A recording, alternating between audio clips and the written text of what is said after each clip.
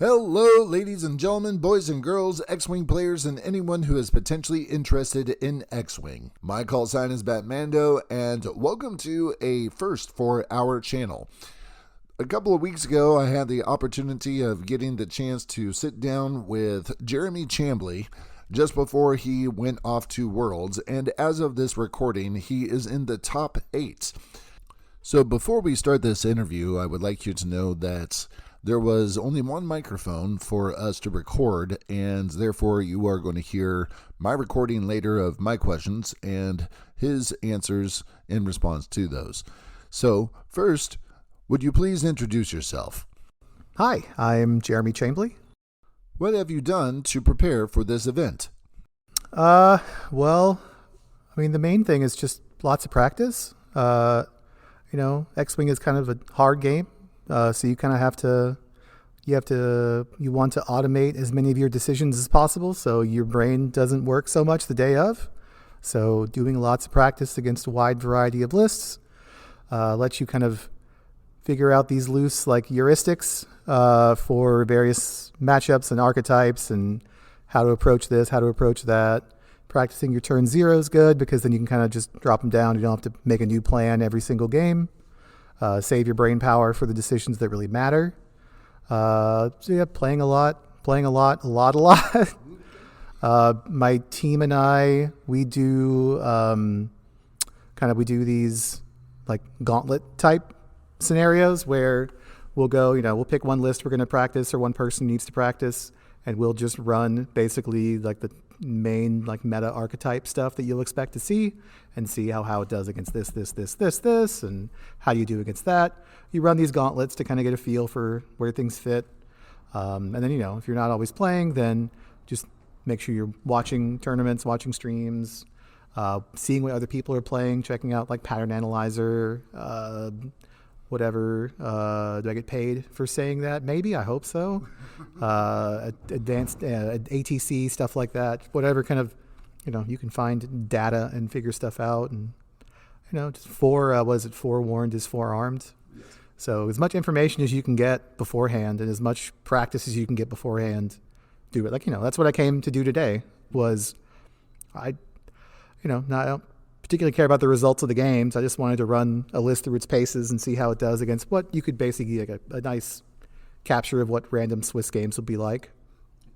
So you mentioned repetition and repetition. So my question then is, do you keep on playing with the same lists?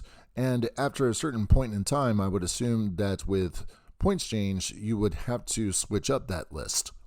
Yeah, pretty often. I mean, it depends. Sometimes things will survive, Resistance is a good example, like the 5T70 Resistance stuff that's been really popular. It more or less made it through points unscathed. They had to change a couple upgrades, maybe switch out Lulo, but for the most part, the main plan is the same. You got to practice and try things, and when variables change, you got to try something else. So if you were to give advice on how to get to this level of competition, what would you say? I think something that helps is it sounds kind of counterintuitive, but try not to be results oriented. It's more important to have a good process as far as your decision making, the stuff you're doing in game, how you're approaching preparation, that kind of stuff. And sometimes things don't work out. It's a dice game, right? Sometimes you get unlucky draw, unlucky rolls, unlucky match. It happens. If you are doing the right things and you have a good process, then stuff will work out, on a long enough timeline. Being open about that, honest with yourself, with your self-assessment. I know when I make mistakes, and thankfully I also have a team who are very good at telling me that I make mistakes and pointing them out to me. Recording your games is actually really helpful. Mm-hmm. So I'll go to tournaments or something and I'll have my little stand with my phone and I'll just record the game and we'll go over their games after the fact. Just practice, good practice, and especially in practice, don't care about results. Results are meaningless in practice. You're mostly focused on the decision-making process. In practice games, we won't even roll dice. We'll just be, this is an average, we'll just run what's the expected result. We'll go with that. If there's a really unlucky or lucky swing, we'll just roll it back because it's not relevant for making decisions. Stuff like that, yeah. Just, right. It's boring answers, but they're the answers. You know, it is. As a person who has never gone to Worlds, what is the atmosphere like? Are there people there that are regularly there that you look forward to seeing? Oh yeah, of course. Worlds is a big party. So the convention itself, Adepticon, is a big convention. So it's not quite like Gen Con size, but it's very big. There's a big vendor area, lots of demos. You can try new games, lots of open play space. Last year they were showing off Shatterpoint, so we had to do demos for that. Buy all kinds of weird stuff. There's a couple of booths that have really embarrassing anime stuff. So if you want to, if you want to make your friends uncomfortable, take them to the embarrassing anime booth and buy them like a titty mouse pad or something like that, that kind of thing. And then just the actual like con itself is just fun. Like you're in Chicago, so you can go we went to the aquarium, we went to the zoo, we went to the museum, we got to do all kinds of cool stuff like that. We ate deep dish pizza or whatever you want to eat. Just have fun. And and then we go there, and I go there to see all my friends because I have friends who are kind of all across the country and other countries, and it's just nice to see people. Almost to the point where like the tournament's kind of an afterthought, but when you're actually playing it, you care. But when you're not, you have a nice fun vacation. What factions do you expect to see more of at Worlds at this point in time? Rebels and Empire probably, because Endor is going to be legal, so they're the ones who got new stuff. So the Endor stuff, looks varying degrees of good to interesting, and Rebels and Empire are always popular. Resistance will be there because that's a just meta staple.